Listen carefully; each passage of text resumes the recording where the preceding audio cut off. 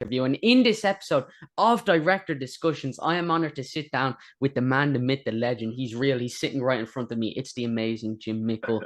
Jim is the director behind films such as, all of his films have really long titles. So here's my introduction. Director behind films such as In the Shadow of the Moon, We Are What We Are, Cold in July, Mulberry Street, STAKELAND, and he's also the co-runner behind recent hit Netflix show Sweet Tooth. Jim, how are you impressed by that introduction? Are you just blown away? It's amazing. Yeah, you got Thank all you. the I you got just all the listed it titles off the right. top of my head. I didn't have any help, any sheets or anything like that. I don't know. It just kind of comes to me sometimes. But no, I mean, first things first, let's just jump right into it. You're currently in New Zealand. Are you currently working on Sweet Tooth season two? We're doing post right now in season two. Yes. So Post. so we're finishing up all the episodes. We're editing visual effects. We have our first sound mix, I think, next week, end of next week, which is really exciting. That's when everything comes together. So yeah, we're deep in it right now. And I'm honored you take the time to come on. I mean, yeah, I'm sure this is your job, this is your livelihood, but at the same time, when are you going to get the opportunity to be on my YouTube channel? So, Exactly. you have to talk about priorities. But no, you shot all of Sweet Tooth. You shoot it all in New Zealand. Yes, all in New Zealand. Yeah. Yep, in Auckland. Yep. Oh, nice. Yep, And so, yep. We came here to do the pilot in 2019, and our original plan was then we were going to go back and shoot in Vancouver because a lot of WB shows were shooting in Vancouver, and there was a good, they sort of had a good system there. And we were here just for the pilot. We were just like, this looks amazing. The crew is amazing. Everything here is yeah. amazing. I grew up watching Peter Jackson movies even before Lord of the Rings, and it just felt like, why are we going anywhere? This is where it happened. So yes, we came back into season one and season Yeah, totally. And during season one, is this true? Did two. COVID interfere at all with the shooting of season one? Yeah. Yeah, yeah. We'd already shot the pilot. We already had the episode. We already had the first episode done. Yeah. And we were writing. I think we were up to. I think we had written our third episode, and the third episode, has that big. They light the house on fire, and there was a lot of pandemic sort of stuff that was all sort of speculative at the time. And then and that was right when COVID hit, and we were my partner Linda and I, we were going to leave a couple of weeks later to come start shooting the season, and that was like March 2020. So we ended up pausing for about 4 months, and then that gave us time to keep writing. So we were writing during that time, but it Yeah. was such a surreal experience of like every day, Yeah. putting that, every day something would happen in the headlines that would mirror what we were talking about, in a script that day. It was quite a crazy experience. Oh man, totally. I can imagine. I mean, it's one thing I think, especially in the comic book world, COVID interfered, but not as much as maybe it would have. I mean, but the film world, I mean, Yeah, everything had to yeah, sit down because it's such a physical filmmaking experience. It'd be hard to kind of show unless, I mean, animation was thriving. I mean, really well. So I mean, right, but other yeah, than that, if you're shooting live action, you kind of got a rough way to go. But no, Sweet Tooth. I mean, let's yeah. just jump for anyone who doesn't know the Sweet Tooth story. This was a comic book created by Jeff Lemire, maybe a million years ago. I don't know. I'm pretty bad at maths. That's it. So somewhere in that last million year time frame. But it was this amazing comic, and recently we got the adaptation. How did you come on to do the adaptation? Did you kind of just break into Jeff Lemire's house, point the gun to his head, and say, "I want to do this project"? Or how did Sweet Tooth come to you? um, well, I was reading it when it first came out, so that was like 2010 maybe. I just done that movie Yeah, Stakeland, which was kind of a apocalyptic story with similar overtones, kind of a lone wolf and cub story moving through the end of the world, end of America, kind of. Um, yeah, and I fell onto that comic book and loved it, and kept reading it. It was way outside of the scope of anything that I could do at that point. That was 12 years ago. But it kind of stuck in my head. And then 5 some years ago, Team Downey, Robert Downey Jr.'s company, had been yeah, talking to some people there about trying to find something to work together on, and they sort of reached out and said, can we send you this comic book? Are you familiar with this? And I was like, it's literally on my shelf. This is something I, for had thought about for years, but never quite. At the time it was. I remember at the time it was like 2010, and just thinking like you can only really TV shows weren't really doing that kind of storytelling at that point. yeah. That was really the only way you were going to be able to do that kind of a thing was to do like a Lord of the Rings like trilogy kind of thing, and that just felt out of the bounds of something. But all of a sudden it became, I think this can work. And so jumped back into it, reread it. At that point, it was crazy how many things that, were happening in the world that really mirrored the stuff that he was doing in the comic book in terms of like the sort of the way of the world, and Yeah. how people had fallen apart and all that. And I was really struck by that, but really restruck by that character of Gus, and sort of how he, looked at the world, and then seeing this very apocalyptic world, which at that point we had seen a lot of all of a sudden, because, Walking Dead, all the, a lot of, I had made a couple Oh man. apocalyptic things during that time. But all of a sudden it was looking at it and going like, whoa, what if you do this through the eyes of, this animal kid, who's had this sort of perfect upbringing, and then suddenly has to go out into the world and see this. So it was really exciting. And it was a long process to sort of pitch it, describe it to people, have it make sense to them of like what it was going to look like, all that kind of stuff. And but now we're here. Dude, I know. I mean, Sweet Tooth feels like it's one of those ideas where you look at it on paper and you're like, how could you make this work? It's just like, what? This makes no sense. And it's I don't know if you've ever read this comic by Grant Morrison called We Tree, but it's basically about three animals who wear robot suits and go around. They kind of escape captivity, and it's like you hear that on paper, and you're like, that just sounds so weird. And then you read it, and like people have cried at this comic. It's one of the best comics of all time. And then it's the same with Sweet Tooth, where it's one of those things. It's just like, how could you make something like this work? So what was it like for you trying to take a comic like that and bring it on screen? And when you first heard about Sweet Tooth, were you kind of thinking, how do I even bring that to life? A little bit. Hang on, my dog's crying. Come on. This is a special guest in the interview. Yeah, this is Coconut is making her way in. It was tricky because when I started working on the first script, I just had a project kind of fall apart, and I was like a little bit like, just go away in the corner and just sort of focus on something. And I do remember working on it at that point and just going like, there's a lot of things here that are kind of unproducible and kind of going to be hard to pull off, like not just all that, the sort of the mechanics that go into that, and the kid that's got ears that move, that are expressive, and he's got antlers, but also anytime you're working with kids and someone that's that young, and the limited hours that you have to tell a story when they're in almost every scene of something, it's just like, I was constantly just like, ooh, that's going to be hard, but whatever, move past it, let's just tell the best story. And then got to the end and kind of was thinking like, all right, now it's going to get pulled back down to size, and we're going to have to find, there's going to be things that we're going to have to move. And we did to some extent, but Team Downey, Warner Brothers, they were all incredibly supportive of like, this is what the show is, even though this is going to be really hard. And there's a lot of things here that are quite difficult and challenging to pull off. And so, I'm glad that I did do that, like take the blinders off, just tell the best story possible, let the comic books sort of come through. I'm glad I did that, because that's ultimately what led to getting it done. And it wasn't until we started talking to Fractured Effects about, how do we pull this off? I was just like, I'm assuming that this is going to have to be some sort of a visual effect element, but it would be the worst thing in the world for it to be visual effects also, because it's, Jeff's style is so like, it's just him drawing and writing and inking. And, there's such a great sort of handcrafted thing to his comic that I think sets it apart from so much.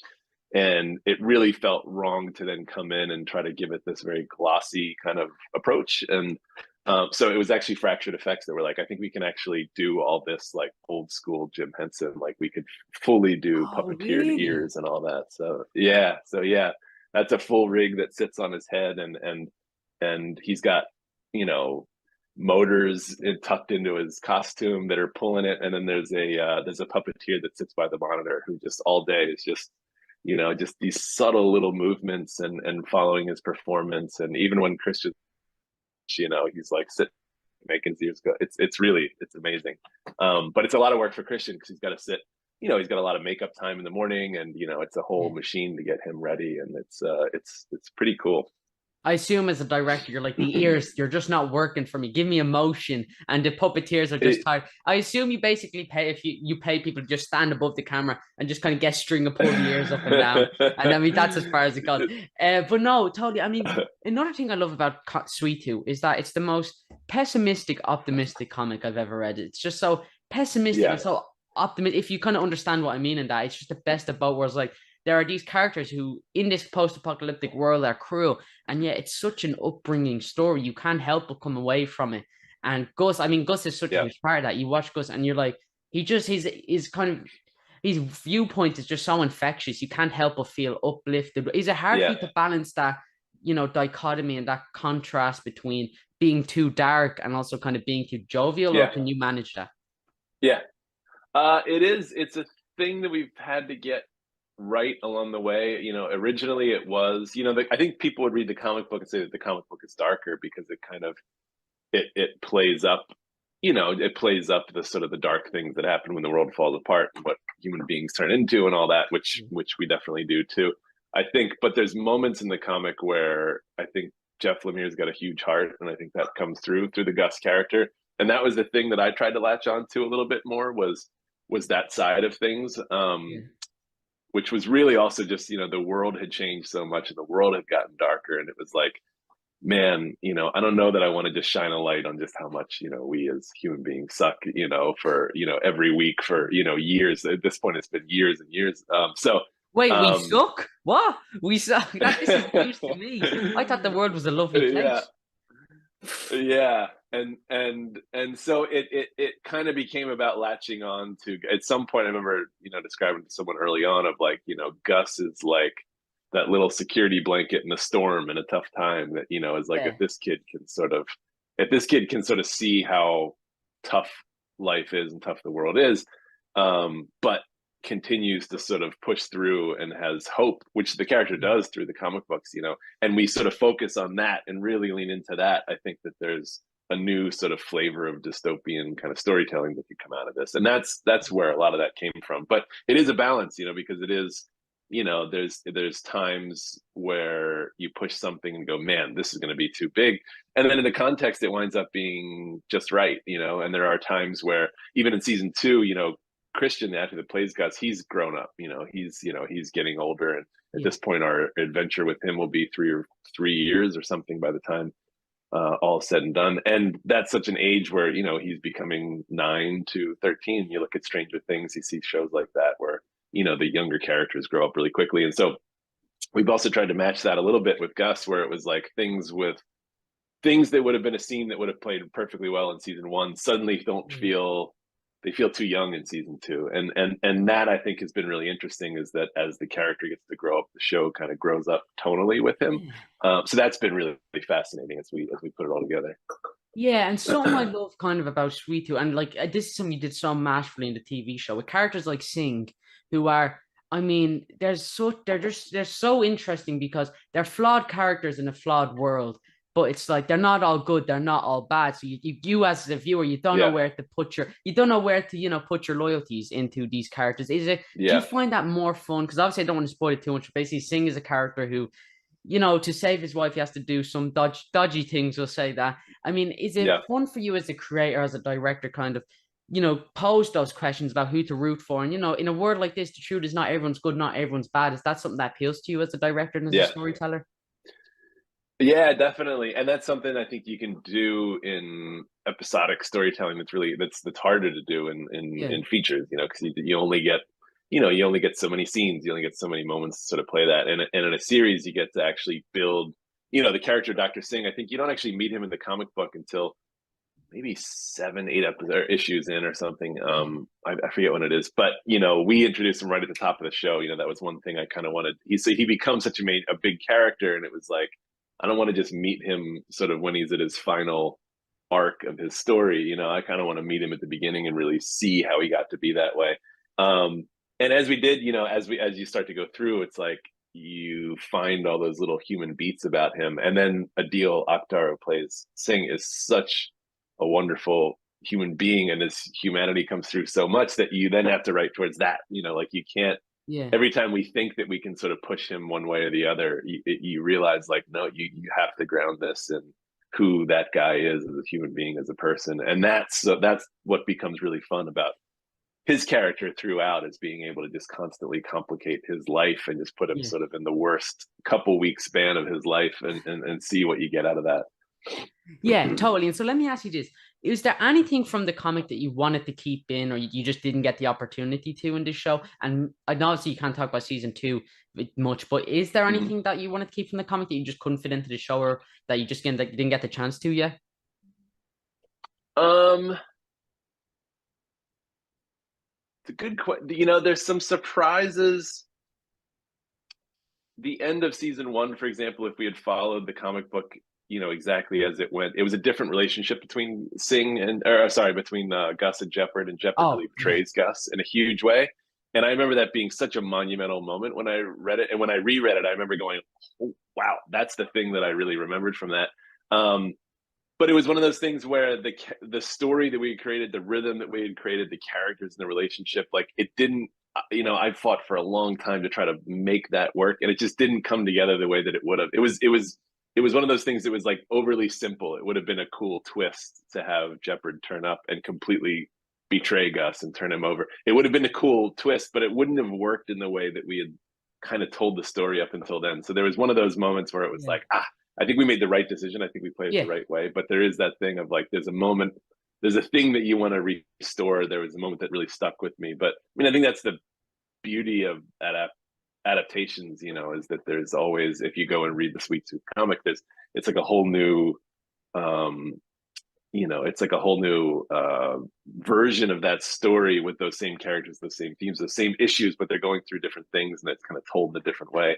So I kind of chalk it up to that, but I can't really think of anything that was like a real, man, wish we got to do that. If anything, it's just been a wonderful, like a lot of things that I thought we wouldn't be able to do that we Yeah. do get to do. So that's quite cool.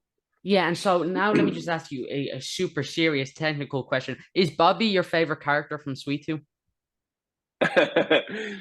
At times, yes. At times, my least favorite, you know, because he's a puppet and all Is that. he? Yeah, That's that's a what I was going to full ask. on Is he puppet, and CGI or what's yeah, the deal with him? Is he a puppet? he's full on puppet. We'll do a little bit with like eyes and stuff like that, and some emotion and stuff. We'll do a little bit. But and season 2, he's very cool. Season Bobby gets to do some cool stuff in season 2.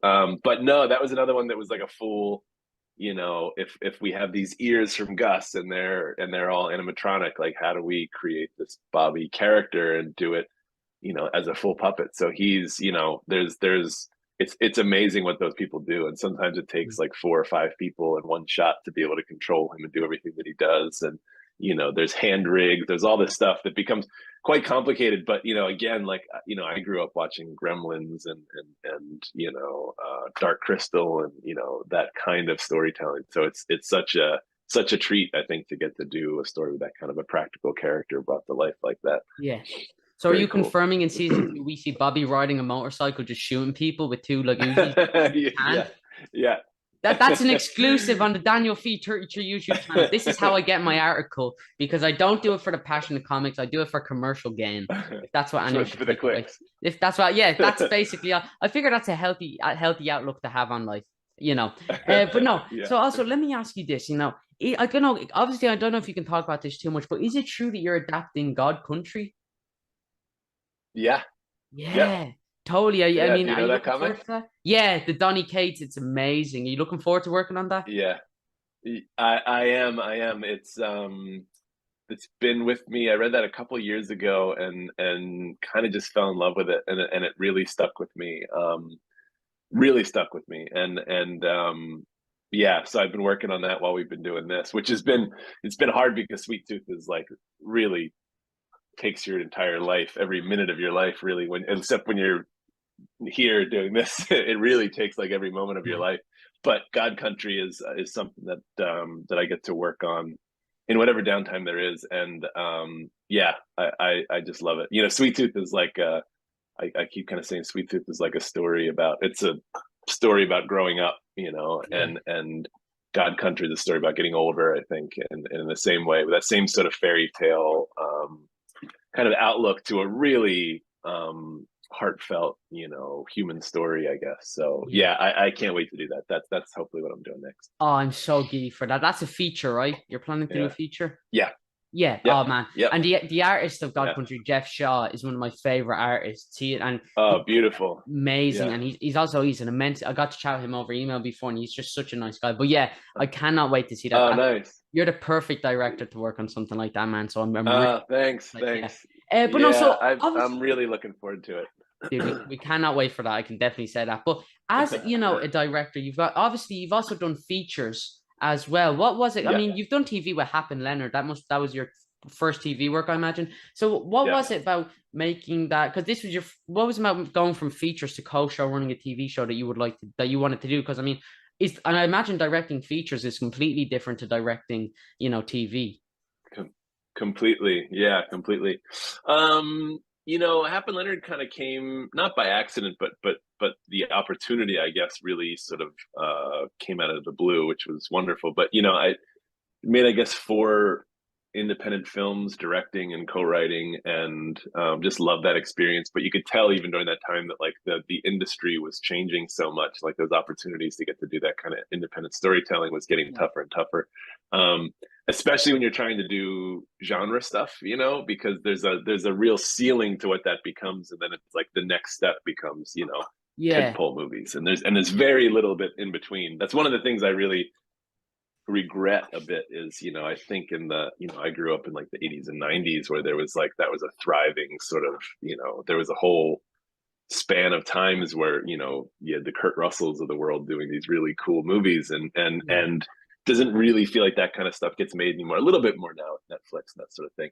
But I was always a little frustrated because I felt like I wanted to tell a bit more grounded stories, and a bit more, even though there were genre stories, they were grounded, they had a human element, and it felt more and more like that was the kind of thing that was happening in episodic storytelling and television. And after Cold in July, Cold in July and Hap and Leonard have an overlap. It's the same author, and it's the same kind of universe of his kind of East Texas storytelling. And that came out of talking to Sundance Television of what would it look like to do one of our genre movies. What would that look like as a series? And it all kind of came together through that, and through Cold in July doing really well at Sundance. And it was just it was like a completely different craft and art form, and it was really learning on the fly. Independent, it's not that different from independent film in some ways, but you're doing it over and over and over and over and over. And so you're, whereas a movie, like you finish a movie and you're just exhausted. And it's like when you're doing a TV show, you're doing a movie, and the very next day you start another movie. So And you're then as soon saying as you you're wrap that, the very exhausted next every day you day. start another. So Yes, yes.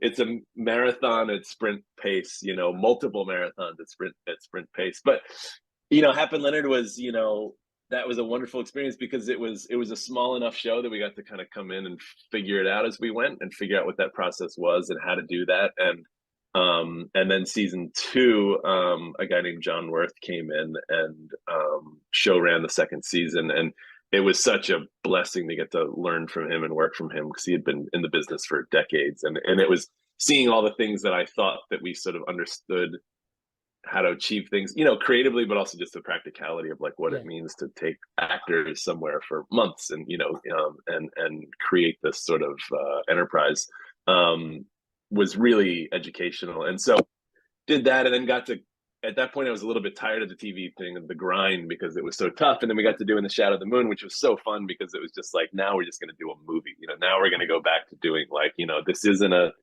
12-hour story. This is a 100-minute story, and it's going to have car chases, and that kind of a thing, which was really fun. And then really coming right out of that, it was like the opportunity for Sweet Tooth popped back up, and it felt like, yeah, go do this story and do it in a mix where it was like, it was bigger. Every episode of Sweet Tooth is bigger than the movies that I made to start off, and so you got to play a little bit more scale. But at that point, I just felt like I kind of knew and understood the rhythms of television and the storytelling, and how to do that, even much more than with Hap and Leonard, which is a smaller story. And so, it was just a lot of great opportunities coming together. But it really is fun to do both, and one is a little bit more director focused, telling features, and the other side, show running, but I still direct on Sweet Tooth it's a different beast, because you're bringing in directors and you're trying to sort of not explain, but you're trying to mind meld with them of like how you do stuff, but also understand how they work and learn from them, which is fascinating. Yeah. There's a guy, Kieran Foy. I don't know if you know Kieran from. He's a awesome director. He did an episode for season 2, and so you just get to watch this process of how other directors work, and you learn and you adapt and all that. So it's great. Yeah, totally. That's amazing. And I mean, you brought up so much great segues and points there. But like, obviously, let's just jump into some of your features. I'd love to jump into this. I mean, Cold in July, you brought that up. And you brought up that fact about how, films from the 80s, they don't seem to be made much more like none of those Kurt Russell, kind Yeah, of Jonathan Mostow, kind of centered action yeah, films.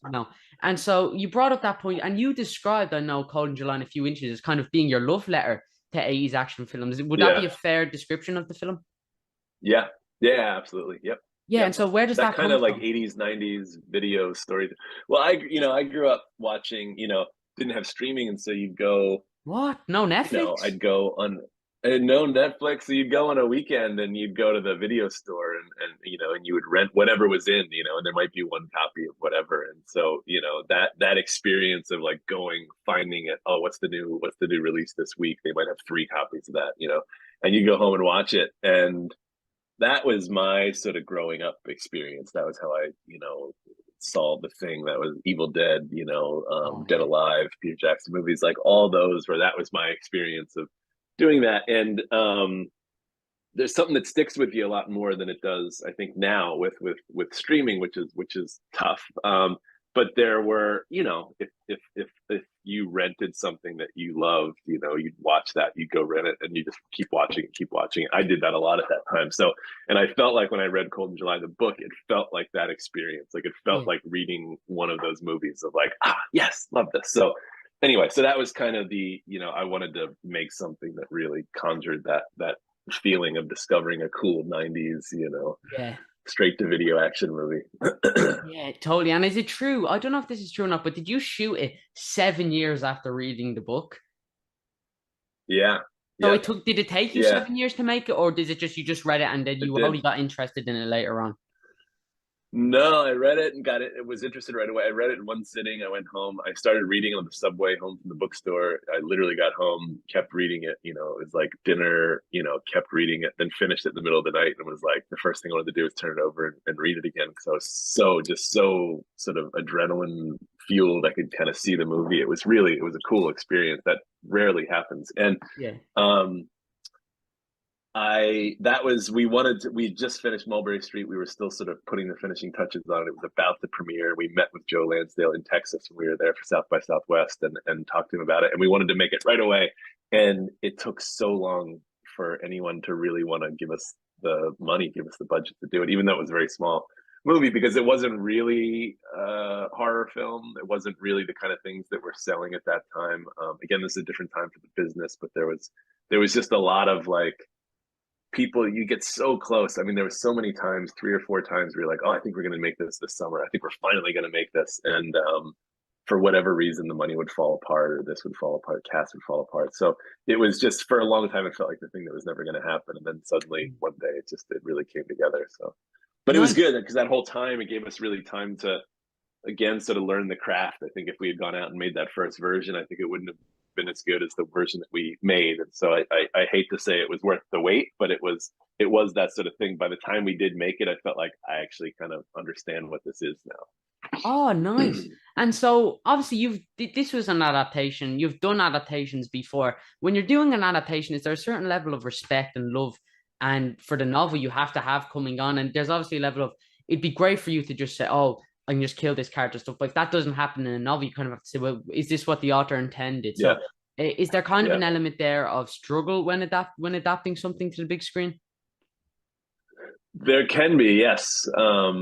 There can be, and sometimes you have to walk that fine line of sometimes to adjust something just a little bit actually makes it more close to if you were to follow it exactly. So like that example from Sweet Tooth is a good example. There's some stuff in Cold in July too where I think there's and I learned this from adapting Joe, because Joe Lansdale is a wonderful writer, and there's things that he can achieve and pull off in a book that you, not that you can't do it on screen, but he's got a way that he can be very clever about how he words something, and he can get away with a thing that when you try to take that and do it exactly that on screen, you're suddenly held up to a much different standard, and things don't quite work the way that you can.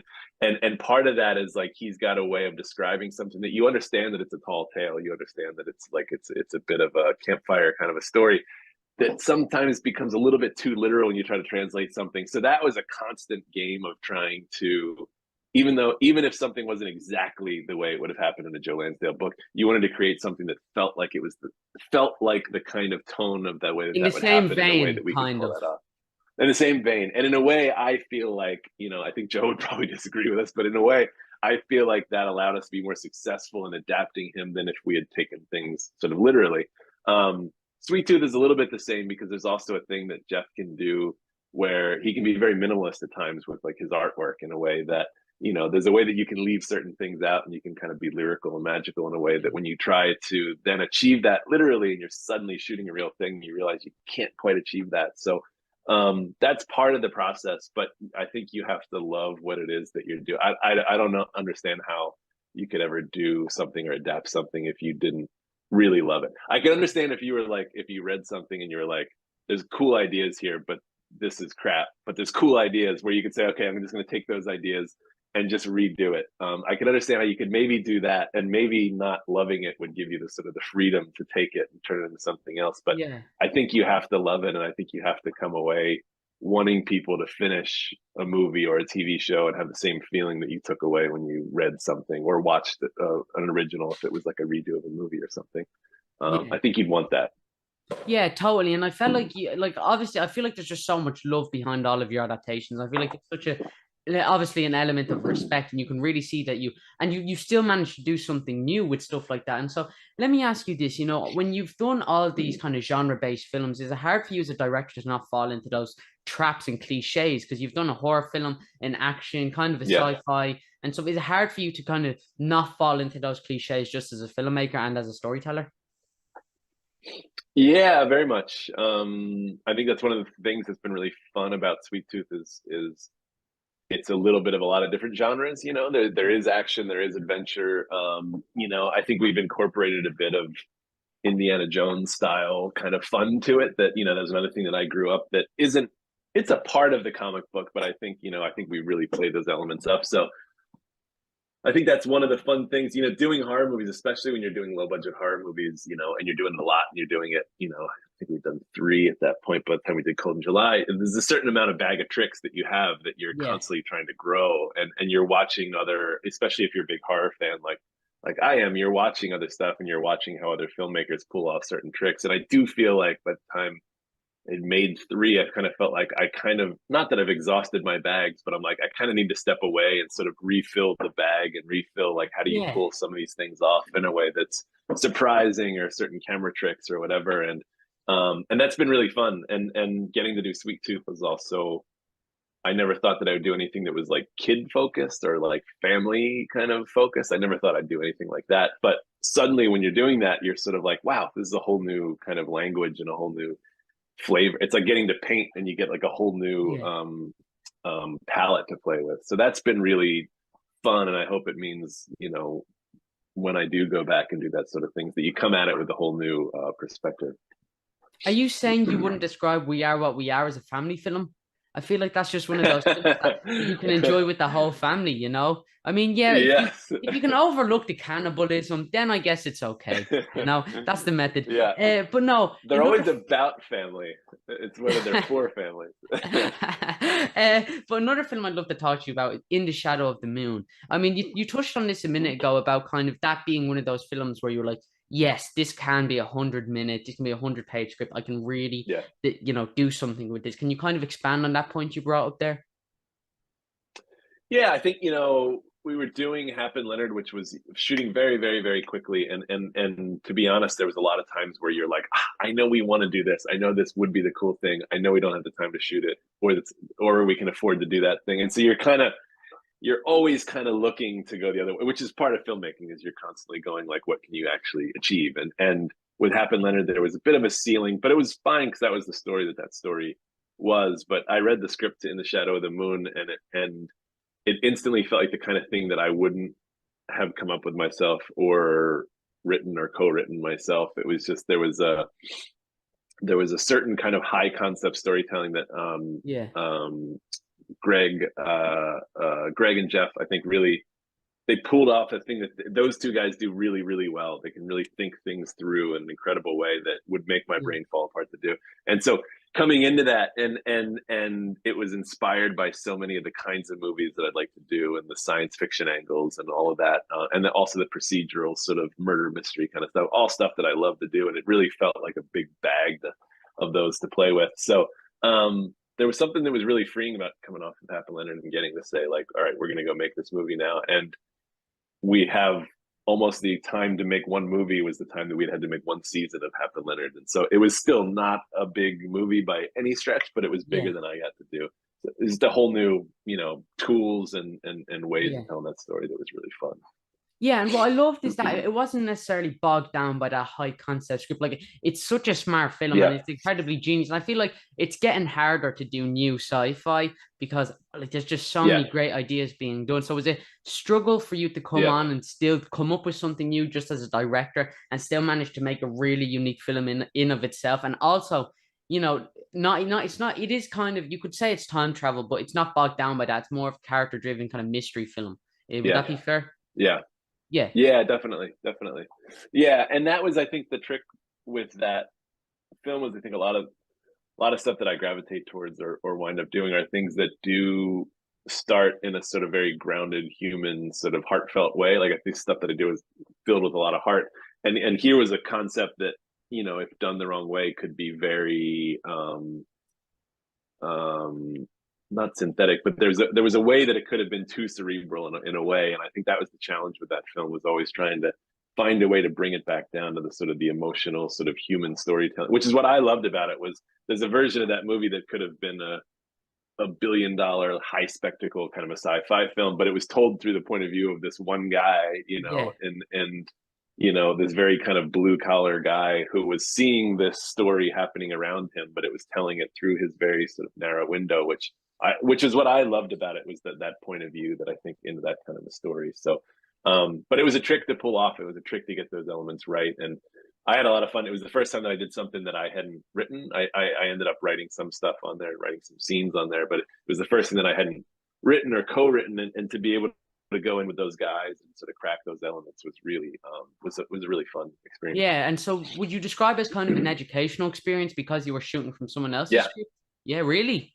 Yeah, definitely. Yeah, definitely. Because there's something about if it's something that you've written or you've co-written, one, it's in your life, and so it's just a part of your language. It's like it's every line, every word. You were there the moment that came up or was a part of the story, and so you understand why something has to be there. You also understand why you didn't go in certain other directions, and so I think there's an understanding when you're talking to an actor or something on set of just like understanding what each beat is, and that's part of, I think, storytelling, and part of directing is understanding what a scene is about, what a beat is about, you kind of keep drilling it down, and if that's something that you've written or you've co-written, that's sort of there inherently. And what can be really interesting is taking something that somebody else has done and understanding what the intention was, understanding where you can add to that intention, understanding where you can flesh those things out is it's a whole different skill set. And it's a skill set that a lot of people do, a lot of episodic directors do if they're coming onto a TV show that they haven't created or something.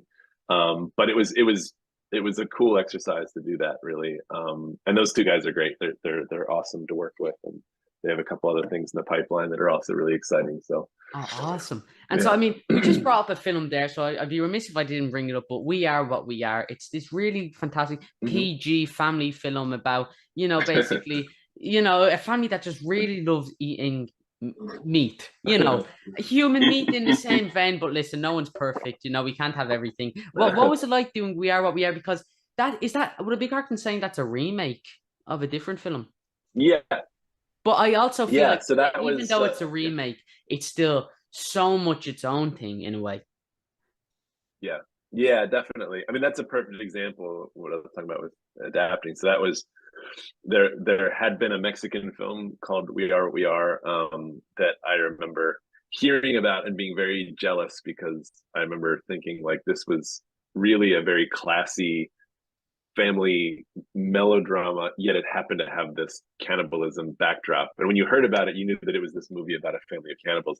Yeah. And what's great is that you can never show it. You can just leave it in the background as a thing that you know. And I just remember thinking like, wow, what a great trick that Jorge had, where you could tell this otherwise normal family drama story, but you just have this thing in the back of your mind. The audience knows there's like a great amount of tension that comes from that. So when we were trying to make Cold in July and we were failing to make Cold in July, there was a company called Memento that was working on that with us, Cold in July, trying to get that going. And they just gotten the rights to We Are What We Are. And it kind of came to us and said, like, look, the summer feels like it's past, but it doesn't feel like it's the year to make Cold in July, but we just got the rights. Would you be interested in looking at this? And instantly it was kind of like, yeah, we get to take that. And then it was going to Nick, my writing partner, and saying, here's this film. This is a very specific thing told by a guy in a very specific place in a very specific family. That's not Yeah. something that we really get. We don't know what it's like to grow up in Mexico City. We don't know what it's like to tell that story. To be a cannibal as But well. I noticed you left that part to out. be You a don't know. cannibal, Yeah, keep yeah. it in just so no articles get made from this video. You don't. Mr. Mickle and Mr. Fee have no idea what it's like to be a cannibal. We'll put that out there, public record. Yes. But yeah, there you go. And so Yes. you could say it's a horror in a lot of ways. And when you're doing horror, you kind of have to rely on atmosphere and sound a lot more than you would on maybe other projects. Much more. Yes, much more. Which is Really? another reason why I think horror is such a good training ground in a lot of ways, because there are, you sort of have to use all the elements of filmmaking, sound, music, editing, cinematography, every element, so much more, I think, than other genres or other kinds of films. Yeah, and totally. And so when you're doing something like horror, I mean, when we're talking about not falling into the traps of a genre, it's especially hard in horror because I mean, there is like when you're in a genre like horror, like in action, there's always like something new you can do with the camera. But in horror, it's like Right. it's so I feel small in a way just because horror is so much bloodier and so much kind of grittier in a lot of other ways. As a Yeah. director, are you ever like afraid to say maybe this is too far, this is too dark, or do you kind of know where your sensibilities lie? Um, I mean, I think there's probably people that say that We Are What We Are is too dark. But I think it's, yeah, I don't know. I mean, I look at some horror films. I can't even think of a good example now, but I look at some of them just go like, oh my god, that's so intense, or that's so like how do you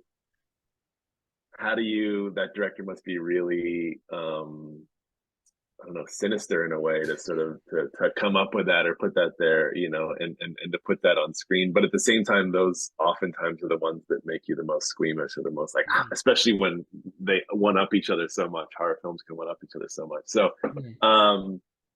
yeah, yeah, I always felt like there was a way. I had a good sense of where that line was, but I often think like, would I be able to make something that was really disturbing, like some of those really disturbing horror movies? Would I ever be able to make that kind of thing? And I don't know the answer to that, because again, I think people would probably look at We Are What We Are and say that. So, but yeah. I There thought you that was go. beautiful. So, Yeah, I mean, no, totally, 100% in that. But I mean, we are what we are. Is it hard for you to keep that? Because I mean, we are what we are. Even though you said it's embroiled in that kind of cannibal family, it's incredibly character driven. Same with Cold in July. Cold in July, although it is mhm, about a man who breaks into another man's house and is killed, it's also a film about a man and his son, and it's yeah. how far does family go, and what would you not be willing to do for family? Is it hard for you when you're doing these sprawling epics in these large films to keep that heart to it, to keep those characters, to keep those character relationships, especially because, you maybe as a director, you're probably thinking, oh, well, I need to direct this action sequence. We should have more of them put in. Is it hard for you Mhm. to keep that at the heart of each of your projects? It can be. I think we've gotten into a really good um, rhythm with Sweet Tooth, because it's been a lot of episodes, not a lot, but it's been a number of episodes now. So you get into that flow, Yeah. but oftentimes it's the thing that makes something work is to remember that. So, and I mean that by saying like a lot of times when you're doing like an action scene or something that's got spectacle, it can be very generic very quickly because you're just sort of thinking of things you've seen before and you're trying to either do a version of that or another version. And oftentimes, and a lot of times it doesn't quite feel special Yeah. until you can figure out what it is that makes it there, like the emotional reason for that to be there, the character reason for that to be there. And that's the thing that kind of gives it a life and a spirit, And I think Yeah.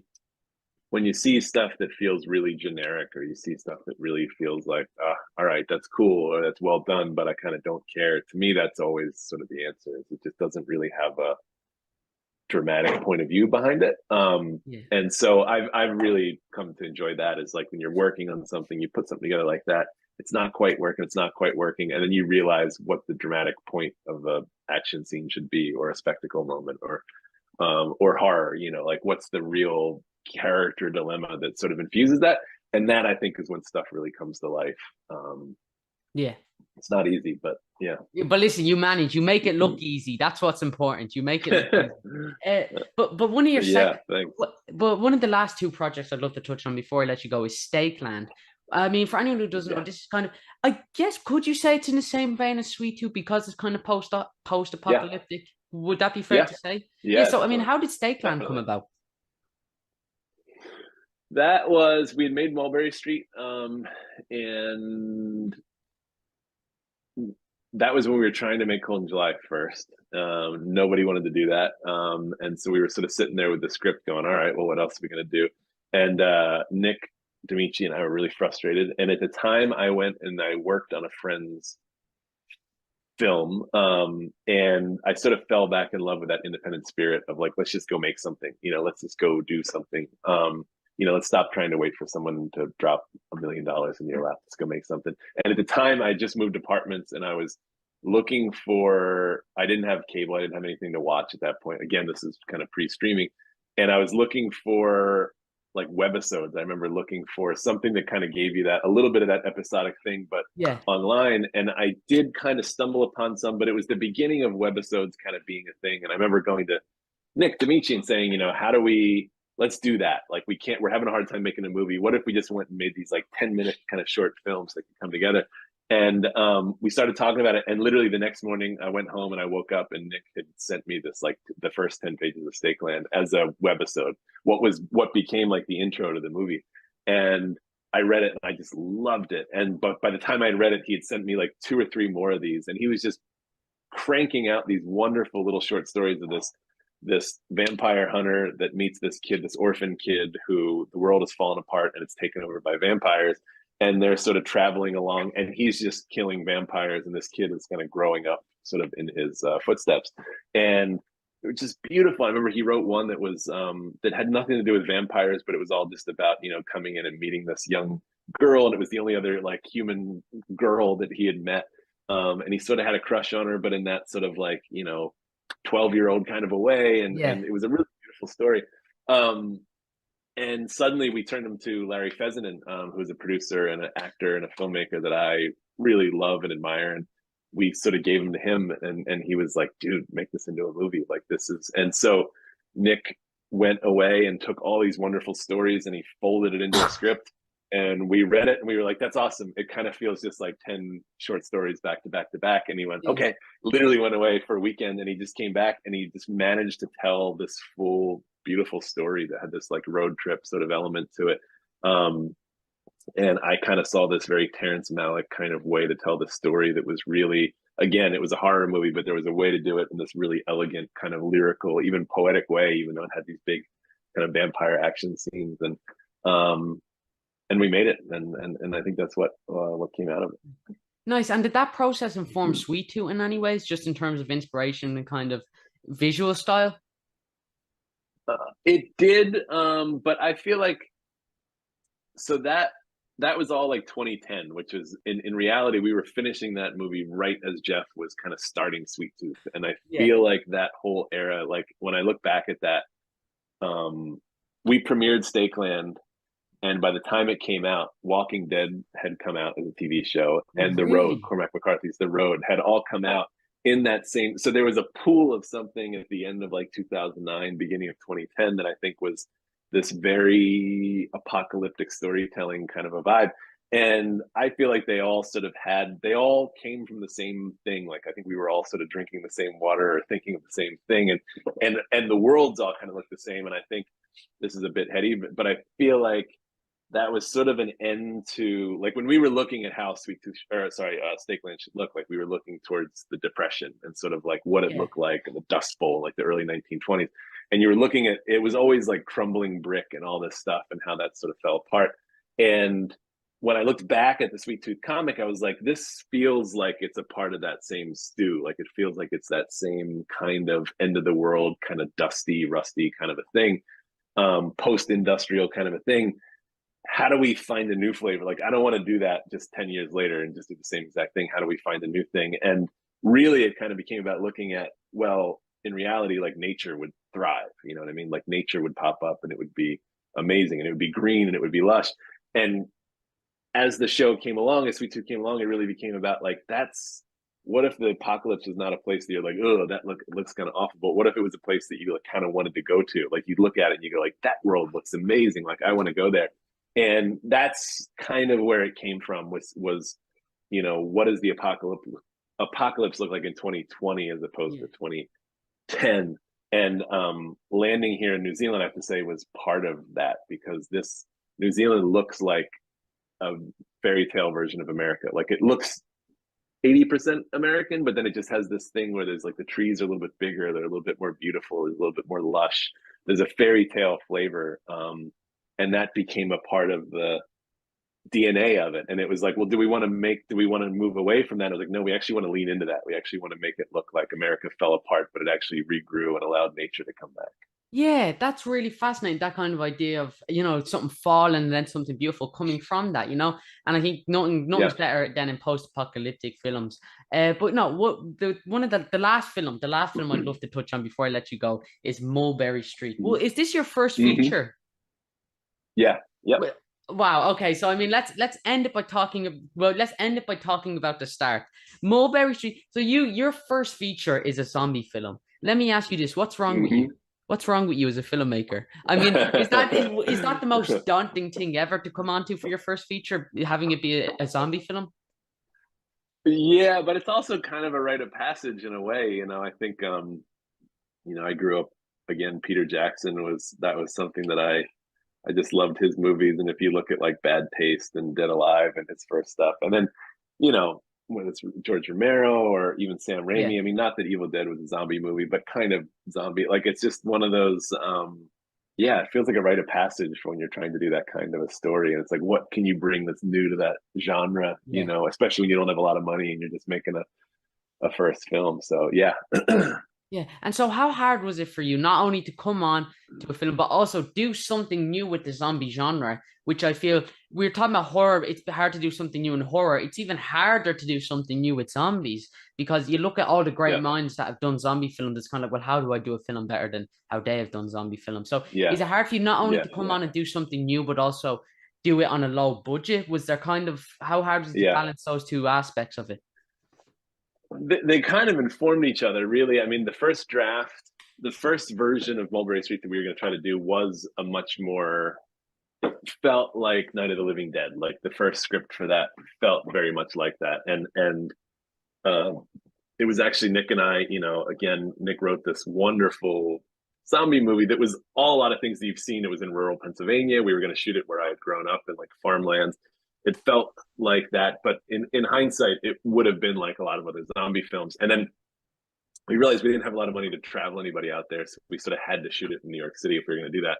And so Nick again sort of went and said, all right, what if we took this sort of rural zombie movie and put it here in my apartment building, because the only building we know that we can actually shoot in. And he had, like, at that time, he had like a 1-bedroom apartment. So what if we shot it in this 1-bedroom apartment?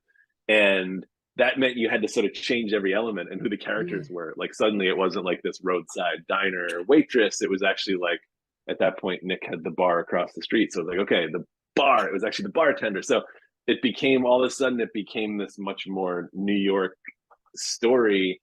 And as it did, that became the life of it, which was like, this isn't just a generic zombie film. This is actually a story about, and at that point, he lived in this very small neighborhood in lower in the village, and it was under, as we were shooting, they were tearing buildings down and they were turning them into Whole Foods and these big like high rises and stuff.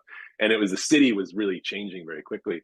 And suddenly it was, and then he had actually gotten a letter that he was going to get booted from his apartment if they didn't up their rent. At the same time, I had just gotten something. I was living uptown in Manhattan, and I got a similar letter that was like, suddenly my rent was going up. And it suddenly became that story about like, we're going through this ourselves. What if it's the story of these people that are living in this tenement building and the city around them is changing?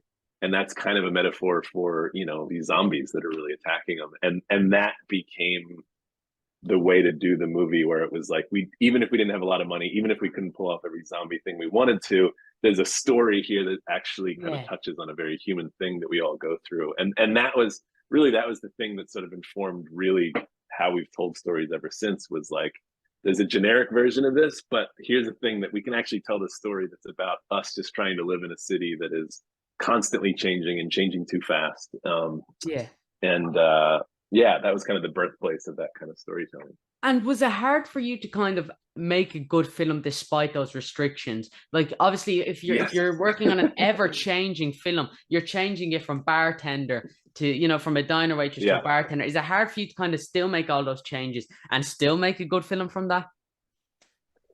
Yeah, but I think it was a small enough, we had a very small crew, you know, and the cast was people who were friends, and we didn't have a lot of money, which can be very hard, but it can also be very freeing. So you could change. So for example, like at the time I was making corporate videos and industrial films and stuff to make a living, and I would rent a camera for that and then hang on to the camera for an extra day. And sometimes after we'd even made the film, we'd watch the film and we go like, you know what, like around the 30-minute mark, like I'm getting a little bored. I think we actually need a moment where we have some, you know, some action.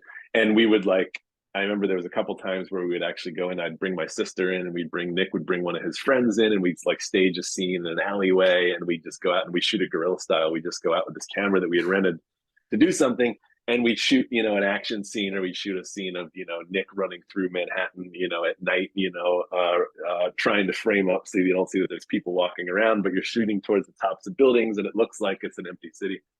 You do that kind of thing, and then you could edit it and put it in, and then you could go watch it again with people. And so that was that was a process of about a year, I would say.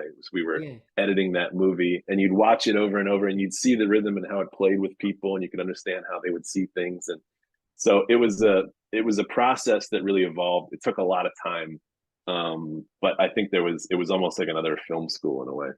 Yeah, I have to commend you on that. That sounds like such an arduous process, but I mean that's really fascinating. It is. But just before we finish up, just a couple of general filmmaker questions. What are some films that you feel every aspiring filmmaker should watch, and what are some of your favorite films? Wow, interesting. My favorites kind of change all the time. John Carpenter's The Thing is my favorite movie, and that's kind of grown with me. I remember seeing that early on because I loved sort of gore and I loved special effects and I loved how he did that. But as I've grown up, I've sort of learned to really love how he brought like the Western genre into the horror genre and the sci-fi space. I love that. Other films that to inspire people. I mean, the film that, you know, the Evil Dead trilogy was something that really inspired me growing up, again, because it was guys going out in the woods and making a movie with very little, you know, resources and trying to figure that out. My favorite movie growing up was Hate, La Haine, the Matthew Kassovitz film, the black and white French film. And yeah, I love that movie. It's amazing. Yeah, that was something that really stuck with me early on. Yeah, I'd have to think much more. I mean, it's kind of overwhelmed by the options, but I think the finding filmmakers that you really like, that feel like they tell stories the way that you like, and sort of seeing how those careers go, I think is really really fascinating. Totally. And another question I'd love to ask you: what is the ultimate? What's your dream Jim Mickle project? If you could have your name attached to anything, if you could do any project, I give you free reign of Hollywood. What is your dream project? There's a comic book called Girls by the Luna Brothers that I really love. I don't know if you've ever seen that, the Image comic book. It's quite cool. It's quite cool. And I tried for a long time to get that done. it's a very cool story. It was another one where someone kind of pitched to me, and I was like, "That sounds crazy." And then you go read the first issue, and you're like, "That's kind of cool." And then you really get sucked into it. It's a very cool comic. And I don't know exactly how you do it or if you can do it, but I've always really loved that comic. Amazing. That sounds fascinating. Let me ask you this: you've done all these comic book properties. Would you ever be interested in doing a Marvel or DC film? Is that something you can see yourself doing? Maybe. I have to admit I don't really understand them very well, like so my sister is a production designer. She's works with James Gunn. She has wrapped Guardians of the Galaxy 3. Like she is in that Marvel world, Yeah. and she understands it very well. And I sort of see how that works, and I go like, I don't know that I would know what to do there, to be honest. Yeah. Um, so there are those ones that sort of stick out. Though I much more prefer like the DC stuff and the Batman stuff, and what they're doing out of there is like much more my speed. I think I love that kind of stuff. I'd love to try to do that kind of thing. Yeah. But yeah, James Gunn's a fantastic filmmaker. You just brought up there. I mean, Suicide Squad was amazing. But yeah, I mean, I'd yeah. love to see you just do, and I mean, doing your own stuff as well. I feel like I want. Mhm. If you were immortal, that'd be brilliant because we could just get Jim Mickle films just forever and ever and ever. And because I Right. assume no filmmaker ever runs out of ideas, surely, right? But no, Jim, Right. Yeah. thank you so much, Tammy. One of my last and final questions, my definitive final question. What advice would you have for anyone looking to become a filmmaker? um, I it's very simple, but I think it's like just do it. Really, Yeah, Mulberry Street happened for me out of, I remember we picked a date on the calendar. It was like August 13th that we were like, we're going to shoot something on that day, and we sort of planted a flag and said, we're going to do it. And we stuck to it. And I think had we not had that date on a calendar, I think it would have been the thing that we were always going to do or think about doing and not done. And in hindsight, nothing would have happened had we not done that, had I not done that movie. So, but I also think, I've managed to stay very busy and very active, which is good. And that's allowed me time to really find a voice, I think. And I think yeah. that's the other part. I think a lot of people feel like they have to make something because they have to get this thing out and then see if they're a genius and have people recognize their genius. And I think part of it is like you have to find your voice and what you bring and what makes a story your story. And I think you have to embrace that as much as possible. You can't be a dick about it. You have to understand Yeah. how things get done as collaboratively. But I think there's something about that process that I think is what sets filmmakers apart from each other. A really quick aside, Nicholas Winding Refn, who is one of my favorite directors. So So my good. sister designed Drive and Only God Forgives with him. And Drive is one of my on favorite films. Drive, me Drive. too. I went to visit that set when they were shooting the scene with Christina Hendricks in the car when it flips, Yeah. when it turns over. I was there when they were shooting that scene, and it took him a long time to set up, and I was just kind of visiting, and he was very kind, and he sort of took me aside. At that time I was trying to make Cold in July, and I remember he sort of gave this advice that was like, you're trying to make this movie, but everyone's trying to get the same actors, everyone's trying to get the same money, everyone's trying to make the same thing, but you have to find a way to make yourself the star of that film, like make it in a way that only you could make it, Yeah. that which is definitely what he does, obviously. And I always had the back of my mind when you're making something that there's a version where you're like, yes, anyone could do this version, but what's the version that kind of only you could do? And I think that's really stuck with me, and I think part of what has led to finding a your own voice, I guess. Yeah, Nicholas Refn is he's a different gravy to the rest of us. He is amazing. And I think I hold you in the Yeah. same caliber. Jim, thank you so much, No, sir, for thanks. taking the time to chat with me. It has been a true and genuine honor. Thank you. Before I let you go, are you on Facebook, Instagram, Twitter, anything like that? I'm not. My New Year's resolution this year was to get off of social media, which has done wonders for my brains. but but but the only downside is I'm out of some of the current events or promotional stuff. Yeah, oh, there you go. Let me ask you this, anything you can promote or talk about Sweet Tooth Season 2? Is there a release date attached to that, or? No release date yet. We're gearing up for all that stuff and kind of waiting. We're in the bubble waiting for Netflix to tell us when they want to target all that. So yeah, but before too long. Hopefully, we're cranking Brilliant. them out. Not cranking them out, but we're going through that post process pipeline right now. So Yeah, hopefully, totally. very And soon. yeah, nothing else you can promote. Is that it? That's it, really. And then God Country, then all down to God Country, getting that up and Cannot wait running. for that, Jim. Thank you so much for Yeah, taking time to chat with me. I taught you a little bit off there. Everyone, you can go thank follow you. me over on Twitter if you'd like. I'm not as good as Jim. I'm still on that hell site. You can follow me over on Twitter if you'd like at Sambo Gizmo1 or Daniel Fee33. As always, if you have the means, please make sure to donate to the National Deaf Children's Society. Link for that top of the description. But yeah, thank you guys so much for watching. Jim, has been an honor chatting with you. And don't hurt Bobby in season 2, or you'll get a very, very angry message from me. You'll get, and make sure he's on it. I'll let you keep the idea where he's on a motorbike holding 2 Uzis, because I'm generous like that. Thank you so much for taking a time to chat with me, and thank you all so much for watching.